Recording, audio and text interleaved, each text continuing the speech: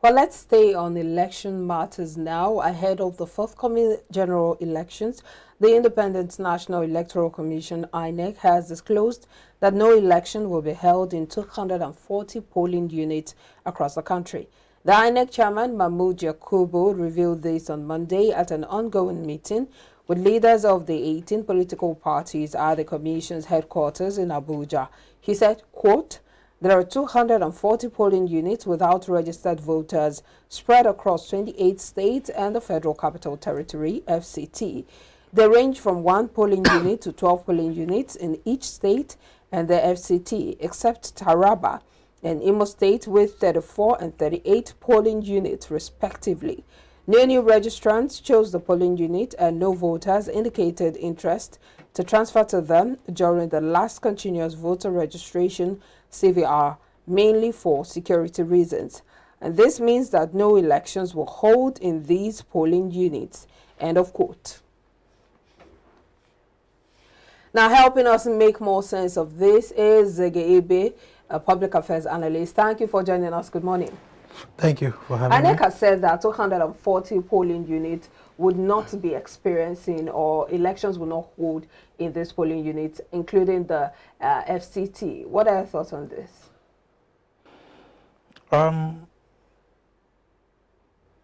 Those areas are, I think, they are security-prone areas in the states. And if INEC had done their job well and had come up with this revelation, it is further letting us into knowing that our democracy is being deepened. Okay, I think is a good way forward. Deepened with 240 polling units. Isn't that number huge? What that means to me isn't that those people in those areas wouldn't vote. Okay, but the polling units are not going to be in use for the election. Yeah, but at this time, 11 days to the election, they are not disenfranchised. Exactly. Quite all right. So they could vote somewhere, but those areas that has been named wouldn't perform or experience voting. Yeah, but with the breach in information dissemination, we know how it is that some people would not even get wind of this information, and it's just 11 days to the elections. Shouldn't INEC have been prepping these people, or shouldn't they have sensitized the people in this polling unit to have known before now? We rather blame that on the NOA. National Orientation Agency. They are not doing their job. It's not. And the information has to first come from INEC before the NOA takes it up. Yes, but since it has been taken up, have you heard any agency? Have you heard of INEC? Just said it yesterday. So they are not talking. So INEC's own is to go find out areas that are good for electioneering, find out areas that wouldn't be okay for electioneering. Then the information agency, which is NOA, they are not doing their job. And at this point, I don't think it will be very fair on us, on the part of us, to begin to blame INEC. INEC has done their job. Whether the days are closer, whether the days are still remote, that is not the issue. The issue is, after much intensive effort has been done, INEC now came up with the idea that, look, these areas are not good for electioneering. We are not going to hold elections in this security-prone environment. So to deepen the information or to let people know about it is not the job of INEC. Yes, INEC has an arm that disseminates information, but the job basically is on orientation agency, who would go further to let the people know about what INEC has said. So it is not the job of INEC. INEC has his own So what you're insinuating now is that before now, INEC didn't know that those 240 polling units INEC would were insecurity prone. It's not an event, okay? INEC over the years, you know, they just rounded off their registration, okay, the continuous registration. And when it was done, now it was now observed that certain areas for security reasons will not participate in the polling units will not participate in the electioneering because of so reasons. Now, okay, given the situation that you just painted, does it mean that those people have been excluded? No. So what could be done, pragmatic step that could be taken to make sure that in as much as that area has been earmarked, to be security prone, what should be done to help those people be able to cast their vote? Well, INEC already said they would inform the people so that they know where they would vote. That's not even the issue. But the issue right now is, if you look at the whole electioneering process holistically, INEC has come out to say that the elections would go on, but these 240 polling units will not be in use. Will not be in use. Yes. Will not be in use. But is it possible that in the coming days we'll now get to hear that there are also some crisis-prone areas, or some areas that would also not be in use? Yeah. Because as it is now, there are still a lot of political violence, a lot of issues in different areas in the country. There are so many things you don't wave out of the hand. We are entering into the electioneering proper, okay? And on that very period, as we are stepping into it now, security must be beefed up in all the areas of the country, okay? And if INEC said, okay, so areas are prone areas, now much of the security situations will be intensified. Security agencies, look, if we had the job well specified and well defined, INEC has done its job effectively. Okay, yes, we are not saying they are perfect. There are some gray areas. But if INEC had come this way, then there are other agencies that will now take it up from where INEC dropped, where INEC stopped. So at this point, security agencies will now say, okay, these areas have been marked as security prone areas, and this should be done on that very day. So training of the security agencies, NOA coming up to synthesize the people about what INEC has said is an issue. So there must be a collaboration, a very deep collaboration with agencies. INEC is an agency, an umpire on its own that does one thing. Then other agencies must collaborate with it in order to bring effective what they've seen and marked. So at this point, we should tell or give mark to INEC, not maybe 100%, but I think is a good step that social areas will not, for reasons that security isn't well good. But then another wonderful thing is that these people are not disenfranchised. They are not. They could be shifted from those polling units to other areas in order not to deny them their civic rights. So INEC is on the good course, and they are doing well. Well, we also need to look at the fact that there are a lot of people who are not yet able to get their, or who were not able to get their PVCs during the whole continuous voters registration process. And there have been talks about how INEC should have made the process a continuous one even before, they started around 2020. I think that was around 2021, around June 2021. And a lot of people have said that process should have been opened before then. Perhaps we wouldn't have this huge number of polling units that would not be in use. We must learn something in the country. When an effort is made, we should be able to complement it. When INEC eventually opened up their portal for registrations and all that, I think it is now incumbent on us to step up our own effort in order to go registering on their portals. Now, that wasn't done enough by the people. INEC had opened their portal and their registration was on. You remember, at a point, INEC was bemoaning people not coming at all to collect their PVC. In fact, the extension was as a result of not being able to do much when the portal was, when the registration was, the continuous registration was first opened. So people are not going collecting their PVC. And we must give INEC this accolade. They have Before you score INEC on what you think they have done better, are you also aware that there were times people had to wake up as early as 4 to go to such areas just to pick up their PVC and they couldn't? Were they denied? What would you say about that? No, they were not denied. Places I know. I personally, I went to Ikeja local government as early as 4. Some people who got there before me said they were there as early as 2. Yet at the end of the day, we couldn't get. And what was the reason? Sometimes I don't work with INEC. Neither am I their spokesperson. So what would you say about that? But the point is, if INEC, like in some areas we've witnessed, I have witnessed somewhere in a Kotu, down to Egbe and all that. There was a time I took a personal walk to those areas. They were not actually laid back in their work. Neither will I say, okay, they were very swift. But the little I observed about giving out the cards to the registrants, it was very peaceful.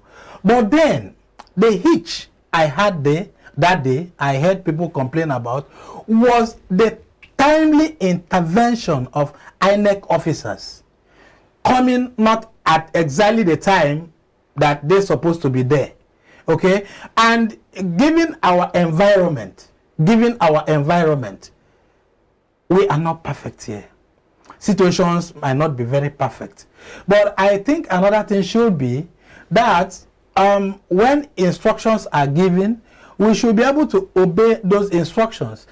You and I watched on TV, on social media channels, a woman who got INEC cards, and she was charging 1,000 naira, okay, to collect those cards.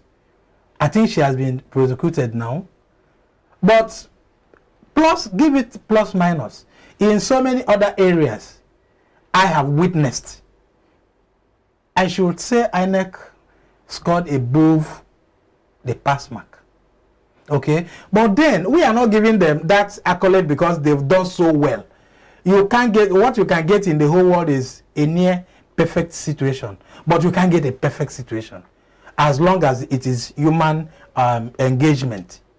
Okay, there must be hitches, there must errors, but with time, because the development or advancement we're having now is a build-up to what we have at Izondo also and all that. And today, those areas we've moved from there to a higher level. You recalled recently, INEC also invalidated the registration of about 2 million registrants, saying that they had double registrations, or some of them did not comply with all of the guidelines for registration. Yeah. With all of this happening, and now 240 polling units that are not going to be in use, the fact that some people would not even be aware that their polling units have already been nullified or earmarked because of security issues. What do you see all of this taking the elections to? Because ordinarily in Nigeria we have the issue of voter apathy.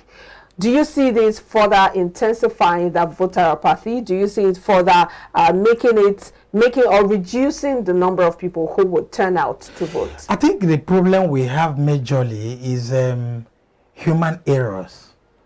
Okay, this sometimes manual engagement, not employing technologies to help us intensify effort on doing this.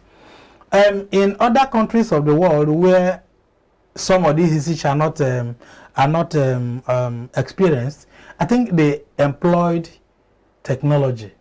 And in this environment, technologies are not much in use, owing to the fact you and I know that our environment is riddled with so many technological lapses. No internet, no light. Sometimes there could be the device might not be here. So I think those are certain things that could have aggravated some of these things. How do you see it affecting people's behavior, their behavioral patterns? Our environmental factor too. Yeah, okay. How do you see it affecting people's turnout? Certainly it's going to affect it, certainly. Okay, but then an improvement of what we had over the years is that the total number of voters this year had improved, had not doubled, but increased to an acceptable level. Registered voters. Yeah, registered voters across the states. Okay, it has improved. That means voters' participations, individual participations, and so many people who will come to vote, we expect would astronomically or proportionally be given to that number of people that had voted and collected their PVCs. Mr. Ziggy, you seem to be speaking in favor of INEC because there's something. No, let me correct that impression, sir. I've been following your narrative. Let me correct you, sir. The narration here isn't about condemning an agency that I am convinced within the carapace of my mind that they are working. You know why I'm saying this? And I'm telling you, I will tell you honestly, we have an antecedent. We are coming from somewhere. Do you understand? And where we are coming from, it has been rippled with ineffective activities of the same agency we are talking about now. So if there is a step up in activity of the same agency, why not? We give them some pass mark. Do you know why I said this? They had a lot of lapses, and I will reel them out. Over the years, in every election cycle, there's always one excuse or the other. Certainly, yes. Oh, yes. The population density of the country, unavailability of electricity, no internet facility, the attitude of even INEC staff. Why is it that we keep getting this kind of excuses every election year? Why is it that they don't foresee these things happening? Why is it that there are no, proactive measures taken to at least reduce this to the barest minimum? Understanding the fact that we are not as populated as America, yet the election is almost 90% successful. Okay, I'll tell you about one. We have environmental factors. We have human factors, which is almost 90% of on the successful activities we have in all we do here. Then we have road networks that are terribly bad. Okay, now I'll tell you some flaws. Maybe you might want to link it up with what I've been saying. INEC staffers sometimes that's where I bring in human factor into this. You remember I've just spoken about a woman who demanded to collect 1,000 naira per PVC collection. That is human factor. Then environmental factors. Some of the laws that are supposed to checkmate some flaws in the country are not working. And they are there. So it's a problem too. Then you talk about where we are coming from, and that's why I keep telling you that I will not totally carry the blames of the country on the INEC as an agency or as an employer or umpire, but they too have their own bottlenecks. They pass through the same issues, the same environmental factors that militate against what they do, just like you and I could not seamlessly do certain things. Okay? Now, some of the INEC staffers are culpable in so many of these things. And what do we get? Ineffective job. Come to work at 8 o'clock, they will not come until maybe 12. Human factor. Who punishes them? Nobody punishes. I like the fact that you've been emphasizing on human factor ever since we started this conversation, because we know that one of the reasons the BVAS was introduced was to cut down on human manipulation and human interference with the elections. But we saw what happened in Osun State, where there was a case of overvoting, and there have been questions asked in that direction, saying if the BVAS was used for accreditation, how come there were cases of overvoting? What is the level of confidence that Nigerians should have in the technology, the BVAS technology, come February 25, come March 11? You see, there, when we speak in general, when we bring in certain factors into what we talk about, you see one of the issues we talk hovers around all we discussed, and this dot in this circle has always been human factor. What is this human factor? Manipulation. The beavers is a technology being run, managed, and operated by a man or a woman.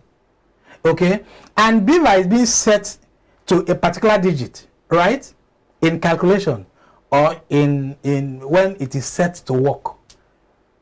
Who does that? Human being. It could be manipulated. And when all these are brought together, you can't totally remove errors of the human from it, because why was beavers introduced if in the end we'll still have all of the errors and it wasn't introduced because you want to have a complete 100% accessibility. It's supposed to reduce the human errors. I'm sure it has technology is supposed to reduce human input. What we got in Osun was very close to perfect, and that's why really? in the court today, what happens? The present governor couldn't wriggle himself out of beavers' acceptability. Beavers could not be faulted, and that is the factor of technology here. If beavers wasn't used, he would have manipulated it, or he would have gone out of that. But did you see the number of votes that were regarded as overvoting? Yes. Despite the use of the beavers. And that's what I'm telling you, that the same beavers we are talking about is being manipulated or is being used by human beings. But then, why are we getting it even right when INEC couldn't get it? Because beavers was employed to know why certain errors was observed, was encountered, and using the beaver to go through all the electioneering processes really gave us the present situation we find ourselves, and is working. And that's where the technology introduction becomes an easier route to go through when it comes to this situation. Now, if beaver were not used, Osun election would have been stories. It wouldn't have been as easy as it is now, because the way we are going now, beavers is fully recognized and fully relied on as 100% error-free device from that election, and that is what they are going to use now to really determine the outcome of that election. Looks like you're saying two different things. Looks like you're saying two different things, because you yourself earlier said that the beavers is not without error, because of course it is operated by men. Sure. And now you're saying that it is error-free. Where do you stand? Get it well. Get it well. I said, for being operated by someone, human, you can eradicate totally an error situation from it. So you mean it can be manipulated then? Sure, I mentioned manipulation. So in that process, there's another way we can employ to really get it right. And that is what is going on in Osun with the electoral body. Going through what actually happened during that electioneering and why there was overvoting. So going through it, beavers now comes in, and that's where they are saying, yes, we now got, without it, it would have been very difficult to pin down errors from there. When you say the electoral officials going through it, are you saying that there was some sort of artificial intelligence employed, or are you saying humans are actually using their own effort to go through it? When you manipulate figures, what do you get? That figure will certainly not be the same as the one imputed into. So what is used in checkmating the manipulations, the infractions? Experts were brought in. Are you saying forensic investigation went into it, yes, or human effort? You are saying two things. Human effort. To be able to get those infractions. A professional is employed to go into the to really operate the beavers and know where the errors come from. You know why I'm asking this? No. When you say beavers was employed, it means that it will to a great extent do 90% of what a human would do normally to avoid error. Yes, and now you are saying that there could be some manipulation even with the use of the beavers. Electronics are we getting something wrong here? Electronics, are they totally out of error? Don't forget, electronics are not totally out of error. They are not 100%. Electronics are not totally out of error. So humans are now brought in to checkmate what the beavers has done. Is that what you're saying? Now let me get you something right. We use a handset, right? And most of the thing we use, it is garbage in, garbage out. Okay. Most of the programs we see on our sets, on our devices, are programs written by people. So means it is subject to manipulation, right? So beavers is not different from those programs, because what we have on beavers is a program written by someone to correct certain errors, to correct certain figures. But those figures, because it is not totally out of human error, not totally out of error, it could be manipulated. For instance, if I suppose put 2 to add 3, at the end it will give me 5, right? If I am a human being and I want to manipulate it, and I put 2 and put another 2, it will give me 4. If I want to write something out of that beavers, if I want to write it as a final conclusion or a final answer or end to that input, what do I write for? That is human error against beaver. Okay, let's not overflog this beavers issue. Are you confident that beavers would perhaps reduce all of these human errors for the forthcoming elections? All right, we'll leave it there. Thank you so much for your time. But you'll still be here with us now as we delve into other issues. Thank you. We'll be right back.